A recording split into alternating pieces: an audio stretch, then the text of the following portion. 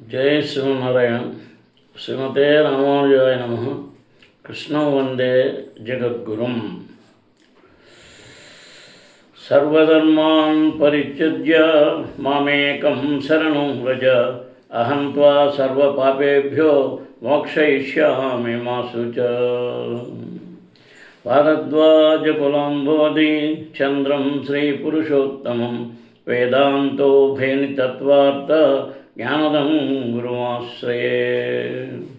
కృష్ణం వందే జగద్గురుం. మనం నిన్న శ్రీమద్భాగవతంలో ద్వితీయ స్కందములో 6లో 40-41లో చెప్పుకుంటున్నామమ్మా. విశుద్ధం కేవలం జ్ఞానం ప్రత్యక్షం యగవస్థితం సత్యం పూర్ణమనాద్యంతం నిర్గుణం నిత్యమద్వయం ఋషే విధంతి మునయః ప్రశాంతాసేంద్రియాశయాః యథా తదేవ సత్యైర్మయస్థిరోధియేత విప్లుతం. మనం చాలా వరకు నేను చెప్పుకున్నా, ఇందులో మిగిలిన చెప్పుకొని తర్వాత కంటిన్యూ అవుదామా. ఇతర జీవులందరికీ అతడే మూలమైనను అతనికి మరియు జీవులకు నడుమ మూలమైన వ్యత్యాసములు కలవు. లేని ఎడల తత్వతః 100% అతనిని ఎవ్వరును ఎరుగజాలనని గత శ్లోకమందలి వచనం యొక్క అవసరమే లేకుండేటిది. నయం విధంతి తత్వేనా, అతనిని ఎవరును పూర్ణముగా ఎరుగజాలనని విషయము ఈ శ్లోకమునందు వివరింపబడినది. కానీ కొంతవరకు అవగతము చేసుకోవలసిన యోగ్యత ఇచ్చట పేర్కొనబడినది. కేవలము ప్రశాంతులే విశుద్ధ భక్తులు ఆ దేవదేవుని చాలా వరకు ఎరుగగలరు. కారణమేమనగా భక్తులైన వారు తాము వినమ్రులకు సేవకులుగా కావాలని కోరుట తప్ప జీవితమునందు ఎట్టి కోరికలను కలిగి ఉండరు. కానీ జ్ఞానులు, యోగులు, కామ్యకర్మరతులు వంటి ఇతరులు ఏదో ఒక కోరికను కలిగి ఉందరు. తత్కారణమున వారెన్నడూ ప్రశాంతతను కలిగి ఉండరు. కామ్యకర్మరతుడు తన పనికి ప్రతిఫలము వాంఛించును. యోగి ఏదో కొంత జీవన స్థితిని కోరును. జ్ఞాని భగవానుని యందు లీనమొగుటను కోరును.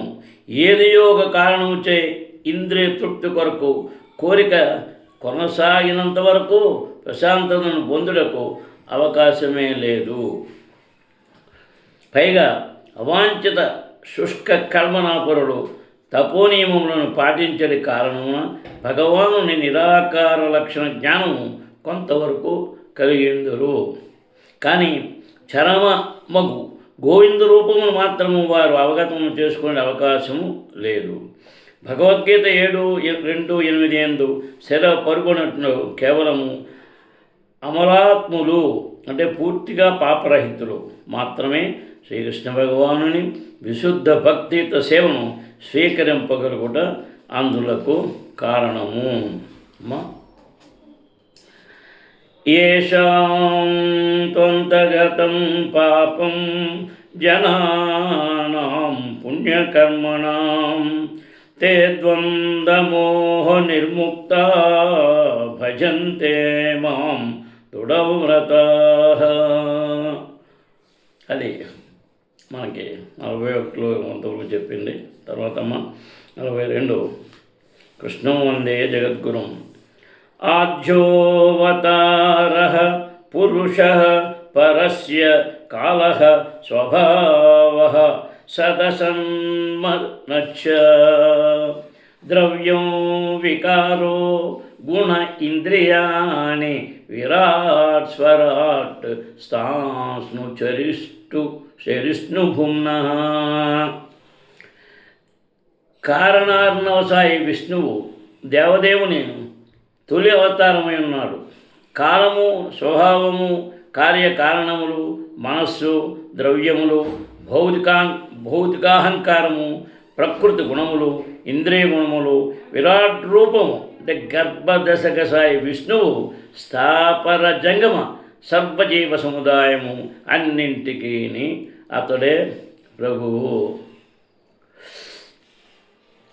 భౌతిక సృష్టి శాశ్వతమైనది కాదని ఇంతకు పూర్వమే పలుమార్లు చర్చించబడినది. అది సర్వశక్తిమంతుడకు భగవానుని భౌతిక శక్తి యొక్క తాత్కాలిక ప్రదర్శనమై ఉన్నది. దివ్యముకు ప్రేమయుత సేవ సంబంధమున భగవానునితో సహవాసము చేయుటకు సమ్మతింపని బద్ధజీవులకు అవకాశం నొసుకుటకై ఈ భౌతిక సృష్టి అవసరమై ఉన్నది. ఆధ్యాత్మిక అస్తిత్వపు స్వాతంత్ర్య జీవనమందు ప్రవేశించుటకు అట్టి అసమ్మత బద్ధజీవులు అనుమతింపబడరు. హృదయమందు వారు సేవోన్ముఖులు కాకపోతే అందుకు కారణము. దానికి బదులు వారు అనుకరణ దేవుళ్ళుగా తామే భోగింపకూడదురు. సహజస్థితి దృష్ట్యా జీవులందరూ శ్రీకృష్ణ భగవానుని నిత్య దాసులు. కానీ వారిలో కొందరు తమ స్వాతంత్ర్యమును దుర్వినియోగపరిచిన కారణమున సేవోన్ముఖులు కాబోరు. తత్కారణమున వారు మాయా అని పిలువబడు భౌతిక ప్రకృతిని అనుభవించుటకు అనుమతింపబడుదురు. ఇదే భ్రాంతి అనబడును. ఏలైన మాయాబంధములోనున్న జీవులు దానిచే మోహితులై తమను తాము భోక్తలుగా భావించినను వారెన్నడూను నిజముగా భోక్తలు కాజాలరు. భౌతిక ప్రకృతికి మిథ్యాప్రభువులు కాగోరి వికృత స్వభావమును చక్కబరుచుకున్నటకై అట్టి మోహగ్రస్త జీవులు అవకాశ మొసగబడుదురు. దేవదేవుడకు శ్రీకృష్ణ భగవానునితో వారికి గల నిత్య సంబంధమును గూర్చి వేదముల నుండి వారికి ఉపదేశములు వసుగబడినవి. వేదైచ్చ సర్వైరహమేవ వేద్యః అనగా ఈ తాత్కాలికమైన భౌతిక సృష్టి భగవానుని భౌతిక శక్తి యొక్క ప్రదర్శనమై ఉన్నది. ఆ కార్యమునంతటినీ చక్కగా నిర్వహించుటకు దేవదేవుడకు శ్రీకృష్ణుడు స్వయముగా కారణోదశక సాయి విష్ణువు రూపమును అవతరించును. ప్రభుత్వ కలాపములను తాత్కాలికంగా నిర్వహించు నిమిత్తమైన ప్రభుత్వముచే మ్యాజిస్ట్రేట్ నియమింపబడి చంద్రమున అది జరుగును. భౌతిక శక్తిపై దృష్టిని సారించడం ద్వారా ఐక్షత. ఆ కారణోదక సాయి విష్ణువు భౌతిక సృష్టి వ్యక్తీకరణకు కారణభూతులగును. శ్రీమద్భాగవతంలోని తొలి సంపుటమునందు జగృహే పౌరుషం రూపం అను శ్లోకభావం ఇదివరకే చర్చించుంటే సృష్టి అనని మాయానాటకపు వ్యవధియే కల్పము అని పిలువబడను. కల్పములుగా సృష్టి జరుగుతున్న విషయమును మనం ఇదివరకే చర్చించి ఉన్నాము. అతని అవతారము మరియు శక్తిమయ కర్మల ద్వారా కాలము, ఆకాశము, సదశక్తులు, మనస్సు, స్థూల సూక్ష్మాంకసములను, అంతఃక్రియలకు సప్త రజస్తము గుణములు, ఇంద్రియములు, వాని మూలము, విరాట్ రూపము, రెండవ అవతారము గర్భోదక సాయి విష్ణువు. రెండవ అవతారం నుండి బయలుపెడలు స్థావర జంగమ జీవన సముదాయమునటి సృష్టికి అవసరము మూలకములన్నీ ప్రకటమగును. అనగా ఈ ఉత్పాదక తత్వములు మరియు స్వయముగా సృష్టి కార్యము రెండును భగవానుని శక్తి పూర్ణ వ్యక్తీకరణలే ఉన్నవి. ఏదియును అతని అధీనమునకు పరముగా లేదు. భౌతిక సృష్టి అందరి తొలి అవతారము కారణోదక సాయి విష్ణువు ఆది పురుషుడుకు శ్రీకృష్ణ భగవానుని ప్రధానాంశమై ఉన్నాడు. అతడు బ్రహ్మ సంహిత 5:4-8 యందు ఈ క్రింది విధముగా వర్ణింపబడినది. యస్యైక నిశ్యసిత కాలమధావలంబ్య జీవంతి లోమ విలజ జగదండనాదాః విష్ణుర్మహాన్ సహ్య ఇష కళా విశేషో గోవిందమాది పురుషం తమహం భజామి. అసంఖ్యాక విశ్వములన్నీయును కేవలము మహావిష్ణువు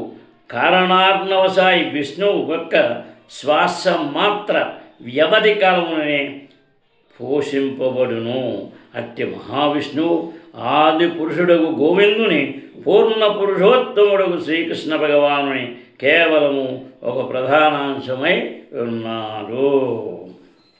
అమ్మా 43-45 అహం భవో యజ్ఞయిమే ప్రజేష దక్షాదయో ఏ భవదాదయచ్చ స్వర్లోకపాలాః ఖగలోకపాలాః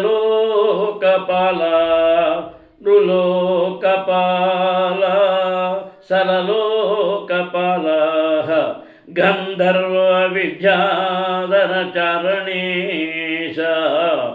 ఏ రక్షో రగనాగనాదాః ఏ వా ఋషీణాం వృషభాః పితॄణాం దైత్యేంద్ర సిద్ధేశ్వరదానవేంద్రాః అన్యే చ ఏ ప్రేతపిశాచ భూత కూష్మాండయదో మృగపక్షదీచాః యత్కించ లోకే భగవాన్ మహాస్వదోజః సహస్వద్బలవత్ క్షమాపత్ శ్రీహ్రీ శ్రీహ్రీ విభూత్యాత్మ వధూతనాతార్ణం తత్వం పరం రూపవద స్వరూపం అన్నారు. స్వయముగా నేను బ్రహ్మ, శివుడు, విష్ణువు, దక్షాది ప్రజాపతులు, మీరు, నారదుడు, సనకాదులు, ఇంద్రచంద్రాది స్వర్గలోకపాలకులు, భూలోకపాలకులు, అధోలోకపాలకులు, గంధర్వలోకపాలకులు, విద్యాధర లోకపాలకులు, చంద్రలోకపాలకులు, యక్ష రాక్షస ఉరగ పాలకులు, ఋషి ముఖ్యులు, దానవేంద్రులు, దైత్యేంద్రులు, సిద్ధలోకవాసులు, వీరితో పాటు ప్రేత పిశాచ భూత కుష్మాండములు, గొప్ప జలచరములు, మృగములు, పక్షాదులు, వేరు మాటలలో శక్తి, ఐశ్వర్యము, ఓజస్సు, బలము, క్షమాగుణము, సౌందర్యము, సిగ్గు, విభూతి ఎను వాణిని అసాధారణముగా కలిగి ఉన్న ప్రతీదియు మరియు రూపమునందు లేక రూపరాహిత్యమునందు జనన కార్యము విశేష సత్యముగాను భగవద్రూపముగాను గోచరించవచ్చును. కానీ వాస్తవమునకు అనే ఆ విధముగా లేవు. అవి భగవాను దివ్యశక్తి యొక్క ఒక అంశం మాత్రమే అయి ఉన్నవి. విశ్వమునందరి తొలిజీవుడు బ్రహ్మదేవుడు మొదలుకొని మహాశివుడు, విష్ణువు, నారదుడు, ఇతర శక్తి పూర్ణదేవులు, మానవులు, మానవాతీతులు, సాధువులు, ఋషులు, అసాధారణ శక్తి ఐశ్వర్యములను కలిగి ఉన్న నిన్ను జీవులు, వారితో పాటు భూత ప్రేత పిశాచ జలచర పక్షి మృగము పైన వసగిన పట్టికలో ఉన్నవారు భగవానుడిగా గోచరించినను వారెవరునూ భగవానుడు కాజాలరు. వారందరూ దేవదేవుని మహాశక్తిలో అంశ మాత్రమే కలిగి ఉన్నారు. కొండజాతి వారు గొప్ప పిడుగుకు మహాఘనమైన అశ్వత్థ వృక్షమునకు లేదా అరణ్యమందరకు గొప్ప కొండకు భయపడినట్లు అల్పజ్ఞాన మానవుడు భౌతిక సృష్టి యొక్క అద్భుత కార్యములను గాంచి ఆశ్చర్యచిత్తుడగును. అట్టి వికాసమునందని మానవులకు భగవత్శక్తి యొక్క కొద్దిపాటి ప్రదర్శనము మిగుల ఆకర్షణీయమై ఉండును.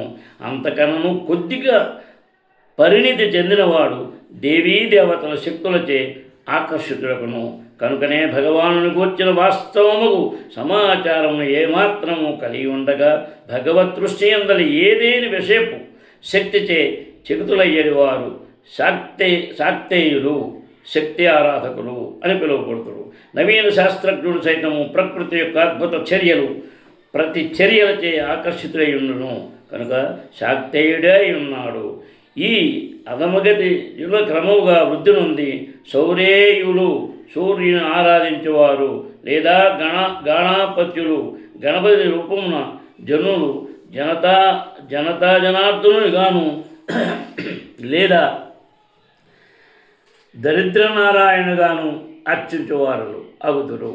పిదప నిత్యముగు ఆత్మాన్వేషణలో వారు శివారాధన స్థాయికి చేరి తదనంతరము ఆది విష్ణువు గోవిందుని శ్రీకృష్ణ భగవాను సమాచారము ఏమాత్రం ఎరుగక విష్ణువును పరమాత్ముడి ఆది రూపములను ఆరాధించి స్థాయికి చేరుతురు.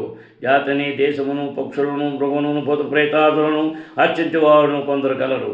దుఃఖకారుడుకు శనిదేవుని అర్చనము మరియు పెద్దమ్మ వారైన సీతలాదేవి అర్చనము సైతము జనసామాన్యములకు సాధారణమై ఉన్నది. జనసామాన్యము లేదా దరిద్ర జనులు అర్పించు మూఢులు కలరు. అనగా వివిధ జనులు, సంఘములు, జాతులు భగవానుని కొన్ని శక్తిపూర్ణ వ్యక్తీకరణను అర్చించుతున్నారు. శక్తిపూర్ణ విషయమునే భగవానుని తప్పుగా అంగీకరించి వారు చేయుదురు. వారిలో ఎవరు దేవదేవుడు కారని బ్రహ్మదేవుడు ఈ శ్లోకమును ఉపదేశించుతున్నారు. వారు కేవలము ఆది పురుషుడు శ్రీకృష్ణ భగవాను నుండి అరువు తెచ్చుకున్న ఈ కళ వంటి వారు. తన నొక్కని అర్పించమని శ్రీకృష్ణుడు భగవద్గీత యందు ఉపదేశించుతున్నారు. అనగా శ్రీకృష్ణుని అర్చన ముందు పైన పేర్కొన్న వారందరి అర్చనము కూడి ఉన్నదని అవగతము చేసుకొనవలసి ఉన్నది. సర్వులు ఆ దేవదేవుని యందే నిలుచుండుటకు అందులకు కారణము. వేదవాత్మయమునందు భగవానుడు రూపరహితునిగా వర్ణింపబడినప్పుడు పైన పేర్కొనబడిన రూపములన్నీను విశ్వజ్ఞానమునందరి అనుభవములో ఉన్నట్టివి. అతని దివ్యశక్తులు విభిన్న ప్రదర్శనలే అనియు వానిలో ఏదియను ఆ దేవదేవుని దివ్యరూపము ప్రాతినిధ్యం వహించగలదనియు అవగతము చేసుకొనవలను. కానీ అతడు ధరిత్రిపై లేదా విశ్వమందెచ్చటో ఇచ్చోడనైనను అవతరించినప్పుడు అల్పజ్ఞులు అతనిని తమలో ఒకడని పొరపడుదురు. కానీ ఆ విధముగా వారు దివ్యత్వమునది రూపరహితము లేదా నిరాకారమని ఊహింతురు. కానీ వాస్తవమునకు శ్రీకృష్ణ భగవానుడు రూపరహితుడు కానీ విరాట్ రూపములందు అనుభూతముకు పలు రూపములకు చెందినవాడు కానీ కాడు. బ్రహ్మదేవుని ఉపదేశమును అనుసరించే ద్వారానే మనుషుడు భగవానుని గూర్చిన సత్యమును తెలుసుకొనుటకు యత్నించవలెను.